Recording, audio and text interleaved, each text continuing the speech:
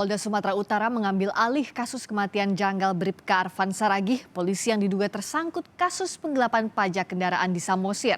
Sebelumnya kasus ditangani Polres Samosir. Polda Sumut memastikan penarikan perkara agar proses penanganan perkara berjalan transparan. Polda Sumut juga membentuk tim khusus untuk mengusut kematian Bribka Arfan yang diduga terlibat penggelapan pajak 2,5 miliar rupiah. Sebelumnya pihak keluarga melaporkan dugaan kematian janggal Bribka Arfan ke Polda Sumut. Polisi menyebut Bribka Arfan meninggal karena racun sianida yang dibeli sendiri. Ini belum cair ya, masih kasar.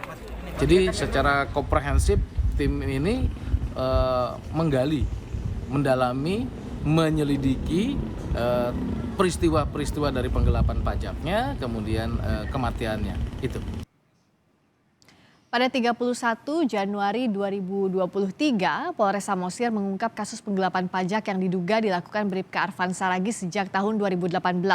Kasus ini terungkap setelah 300 wajib pajak lapor ke polisi karena merasa tertipu. Total uang yang digelapkan mencapai 2,5 miliar rupiah. 6 Februari 2023, Bribka Arfan Saragih ditemukan tewas di tebing curam di wilayah Samosir. Hasil otopsi menunjukkan ditemukan cairan racun sianida di dalam tubuh jenazah. 17 Maret 2023, keluarga Bribka Arfan Saragih melaporkan kejanggalan yang ditemukan pada jenazah. Di antaranya ditemukan luka memar di bagian belakang kepala. Selain itu, Polres Samosir menyatakan Bribka Arfan sempat memesan sianida secara daring. Padahal telepon seluler Bribka Arfan sudah disita polisi.